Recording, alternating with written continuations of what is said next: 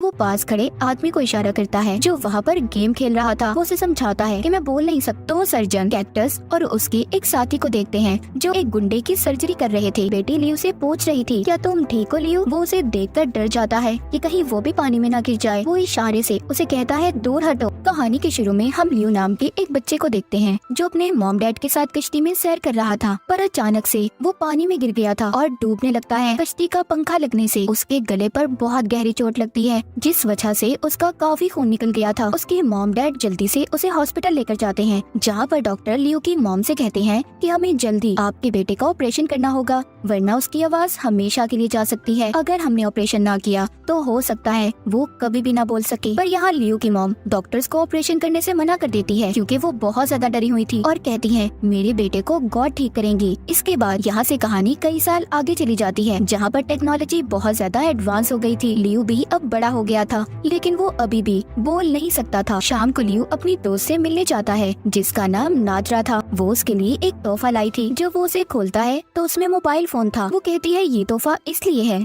ताकि हम दोनों मैसेज पर एक दूसरे से बात कर सके क्योंकि लियो बोल तो नहीं सकता था। इतनी टेक्नोलॉजी के दौर में भी लियो इन चीजों से बहुत दूर था। उसको मोबाइल फोन भी सही तरह से चलाना नहीं आता था। उसकी दोस्त नादरा उसको फोन भी चलाना सिखाती है। ये दोनों एक क्लब में जाते हैं। दोनों यहीं पर नौकरी किया करते थे। लियो यहाँ पर बारटेंडर था तो वहीं पर नादरा वेट्रेस की जॉब करती थी। वहीं पर दो आदमी नादरा को छेड़ने लगते हैं। वो गलत तरीके से उससे बात कर रहे थे। ये बात वहाँ पर खड़ा नादरा का एक दोस्त भी देख रहा था। वो उसे बाहर लेकर चला जाता है और पूछता है क्या तुमने पैसों का इंतजाम किया? वो कहती है नहीं अभी तक तो नहीं और ना ही लियो को मैंने अपनी पुरानी जिंदगी के बारे में बताया है। ये सब बातें करके वो दोनों दोबारा से क्लब में जाते हैं और नादरा अपना काम फिर से शुरू कर देती है। लेकिन फिर से वही दो आदमी आकर दोबारा से उसके साथ बदतमीजी करने लगते हैं। इस बार उन दोनों को लियो ने देख लिया था। वो उनमें से एक आदमी को बाथरूम में ले जाकर मारने लगता है। नादरा लियो को समझाती है तुम्हारे गुस्से की वजह से हमारी जॉब जा सकती है। इसके बाद बार के गार्ड्स ने भी उन दो आदमियों को निकाल दिया था। अब तभी नादरा को एक आदमी की कॉल आती है जो उसको एक जगह का एड्रेस बता रहा था। जब वो उसको अपने हाथ पर लिखने लगी थी पर तभी लियो उसे अपनी छोटी सी डायरी देता है। नादरा उसी पर उस जगह का पता लिखती है। लियो अपने घर जब रात को सो रहा था तो उसे बाहर से किसी के रोने की आवाज आती है। जब ये जाकर देखता है तो बाहर नादरा थी जो जमीन पर बैठी रो रही थी। वो कहती है लियो मैंने तुम्हें कुछ बताना है जो बहुत जरूरी है। तभी लियो अपनी छोटी सी डायरी में उसे लिखकर बताता है कि तुमसे ज्यादा मेरी जिंदगी में जरूरी कुछ भी नहीं। वो कहती है लियो तुम मेरे बारे में कुछ भी नहीं जानते और ये कहकर वहाँ से जाने लगी थी। दूसरी तरफ दो सर्जन कैक्टस और उसके एक साथी को देखते हैं जो वहाँ पर एक गुंडे की सर्जरी कर रहे थे जिसको 5 गोलियां लगी थी। दरअसल वो एक बड़े आदमी के लिए ब्लैक मार्केट में काम किया करते थे जिसका एक बहुत बड़ा हैकिंग का डिपार्टमेंट था।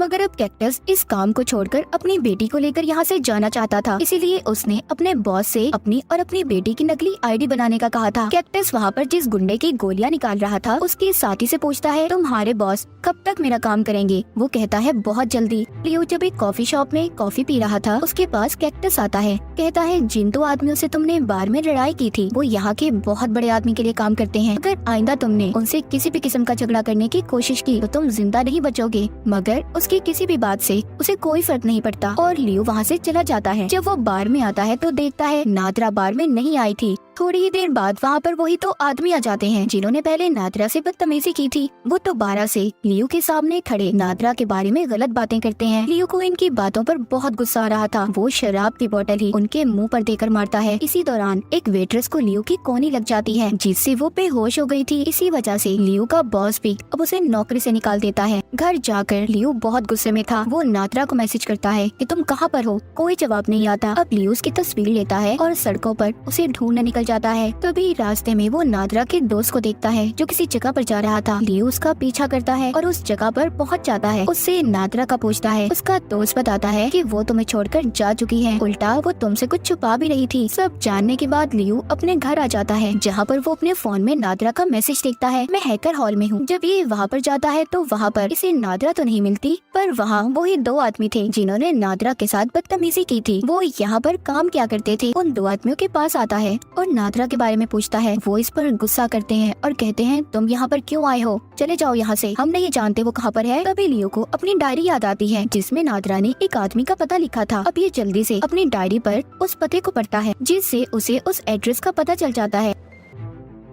ये जल्दी से वहाँ पर पहुँचता है। जब ये जाकर दरवाजे की बेल बजाता है तो एक आदमी दरवाजा खोलता है जिसका हुलिया थोड़ा अजीब था। लियो जाते ही उसके घर में बहुत सारी लड़कियों की तस्वीरों को देखता है जो दीवार पर लगी हुई थी। वो आदमी कहता है ये सभी वो लड़कियां हैं जो मेरे साथ अब तक रह चुकी हैं। तभी लियो एक तस्वीर देखता है जिस पर नादरा लिखा हुआ था। वो आदमी कहता है ओ अच्छा ये लड़की, इसके साथ भी मैं रहा हूँ। वो आदमी ये समझ रहा था कि इसके पास लियो पैसे लेने आया है और इसको उसी आदमी ने भेजा है जो इसके पास लड़कियां भेजा करता था। इस आदमी की बात पर बहुत गुस्सा आता है जब ये नादरा के बारे में ऐसी बातें कर रहा था, इसलिए ये वही पैसे इसके मुंह में डालकर इसे बहुत मारता है। अब ये होटल में उसी आदमी के पास आया था जिसने नादरा को उस जगह पर भेजा था। वो उस आदमी से पूछता है नादरा कहाँ पर है? वो कहता है मैं नहीं जानता। तभी लियो उस आदमी को अपनी डायरी पर लिखकर बताता है क्या तुम्हारे बॉस को पता है तुम उनकी वेट्रेस को गलत इस्तेमाल करके पैसे कमाते हो? उसको नादरा की तस्वीर भी दिखाता है जो उसे उस आदमी के घर से मिली थी। अब वो आदमी डर गया था। वो वहाँ पर बैठे गार्ड से कहता है कि इस आदमी को बाहर निकालो, ये मुझे कब से तंग कर रहा है। और अब भी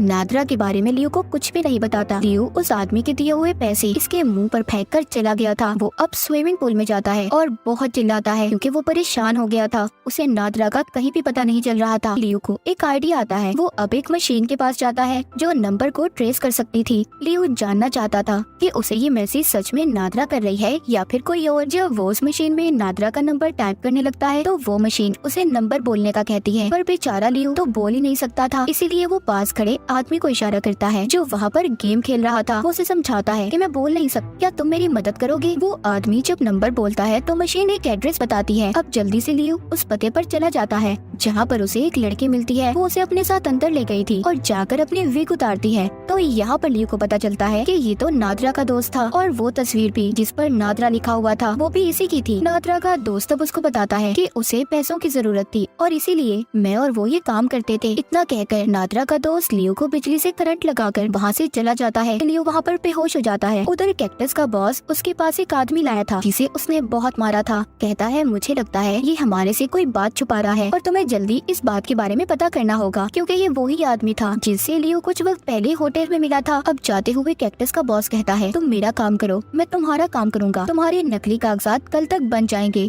और यहाँ पर हमें पता चलता है कैक्टस सर्जन होने के साथ साथ बहुत ही खतरनाक गुंडा भी था। वो अपने बॉस के जाते ही उस आदमी को टॉर्चर करने लगता है, उसे बहुत मारता है। उधर दूसरी तरफ लियो को नादरा की मॉम का पता एक किताब से मिल गया था जिस पर नंबरों के साथ साथ एड्रेस भी लिखे हुए थे। ये उनके घर जाता है जहाँ पर नादरा की मॉम को उसकी और अपनी वीडियो दिखाता है। वो उस वीडियो को देखकर बहुत ज्यादा दुखी हो गई थी। कहती है मेरी बेटी नादरा ने तुम्हारे बारे में मुझे बताया था। यहाँ पर नादरा की मॉम लियो को एक बात बताती है कि नादरा शादीशुदा थी और उसकी बेटी भी थी। उसका हस्बैंड कैक्टस है। कैक्टस बुरे कामों में पड़ चुका था, इसीलिए वो नादरा को बहुत मारता था और वो अपनी बेटी को लेकर ये शहर छोड़कर किसी दूसरे शहर जाना चाहती थी जहाँ पर जाकर वो सुकून से रह सके, इसीलिए वो पैसे कमा रही थी। ये सब बातें सुनकर लियो को अब कैक्टस पर शक हो रहा था। वो सोचता है नादरा को गायब करने के पीछे जरूर उसी का हाथ होगा। अब यहाँ पर हमें कुछ पुराना वक्त दिखाया जाता है जब कैक्टस ने नादरा को अगवा किया था। हम देखते हैं जब लियो के घर नादरा आई थी उस वक्त वहाँ पर कैक्टस भी छुपा हुआ था। वो लियो के घर आकर उन दोनों के चाय में बेहोशी की दवा मिला देता है और जब वो चाय पीकर बेहोश हो गए थे तो लियो नादरा को उठाकर अपनी गाड़ी में ले आया था। अब कहानी दोबारा से प्रेजेंट मौजूदा दौर में आती है जब कैक्टस बैठा अपने साथी के साथ पार्टी कर रहा था। तभी उसका साथी उसे जाते हुए बताता है कि मैं ही लियो को नादरा बनकर बहुत से मैसेज कर रहा था, यानी कि लियो को जो मैसेज आ रहे थे वो भी कैक्टस का साथी ही कर रहा था। ये बात सुनकर कैक्टस को गुस्सा आ जाता है क्योंकि उसने इस बारे में कुछ भी नहीं बताया था इसे। वो वहीं से गुजरता हुआ किसी दुकान से बगैर पैसे दिए चीज उठाकर खाने लगता है। पीछे से गार्ड आ गया था जो कह रहा था सर आपको इसके पैसे देने होंगे, लेकिन कैक्टस गुस्से में चाकू निकालकर उस गार्ड को धमकाता है। पर उसका साथी जब उसे रोकने आता है तो वो उसके मुंह पर भी मुक्का देकर मारता है।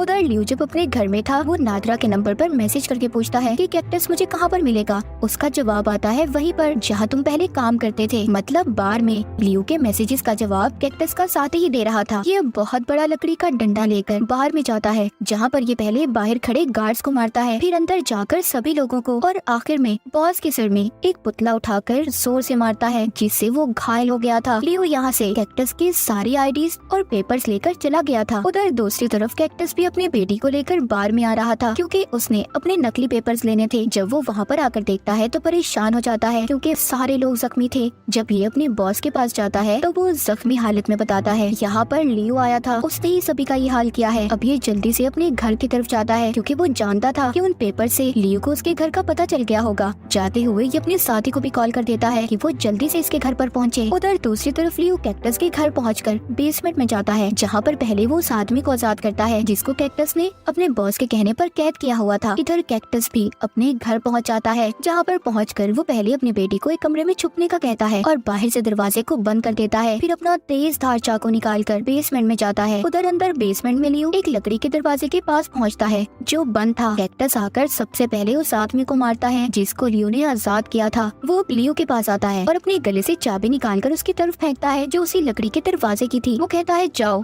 उस दरवाजे को खोलो, तुम्हारे लिए कुछ खास है। जब ये खोलकर अंदर जाता है तो पहले लियो फ्रिज खोलता है लेकिन वहाँ पर कुछ भी नहीं था। जब ये थोड़ा सा आगे जाता है तो वहाँ पर एक प्लास्टिक के बैग में नादरा की लाश पड़ी थी जिसको कैक्टस ने मार दिया था। लियो ये देखकर टूट जाता है। वो उसकी लाश को उठाकर बाहर ले जाने लगता है। तभी कैक्टस उसका रास्ता रोकता है और लियो को भी मारने की कोशिश कर रहा था। तभी वो नादरा की लाश को एक साइड पर रखता है और कैक्टस के सामने हाथ फैलाकर खड़ा हो जाता है। यहाँ पर कैक्टस लियो को सारी सच्चाई बताता है। कहता है मैं तुम्हारे घर से नादरा को अगवा कर लाया था। मैंने उसे प्लास्टिक के बैग में बंद कर दिया जिससे उसका सांस घुटने लगा। मैंने उसे बहुत तड़पा तड़पा कर मारा क्योंकि वो मेरी बेटी को मुझसे दूर ले जाना चाहती थी। अब कैक्टस अपना चाकू निकालकर उसे भी मारने की कोशिश करता है मगर लियो उस चाकू को कैक्टस के गले के ही आर पार कर देता है जिससे कैक्टस के गले से खून निकलने लगा था और वो आहिस्ता आहिस्ता मर रहा था। इसके बाद लियो नादरा की लाश को प्लास्टिक के बैग से बाहर निकालकर जोर जोर से रोता है पर बेचारे की बिल्कुल भी आवाज नहीं निकलती। वो रोता हुआ उसे उठाकर बाहर ले आया था। उसके अंदर इतनी भी हिम्मत नहीं थी कि वो चल भी पाता। वो उस साइड पर बैठकर नादरा की लाश को अपनी गोद में लेकर फोन पर वीडियो देखकर अपने प्यार भरे लम्हों को याद करने लगता है। तभी वहाँ पर कैक्टस का साथ दिया जाता है जो कैक्टस के घर जाकर पहले उसकी बेटी को देखता है जो कि एक कमरे में बंद थी। वो जल्दी से बेसमेंट में जाता है जहाँ पर वो कैक्टस को देखता है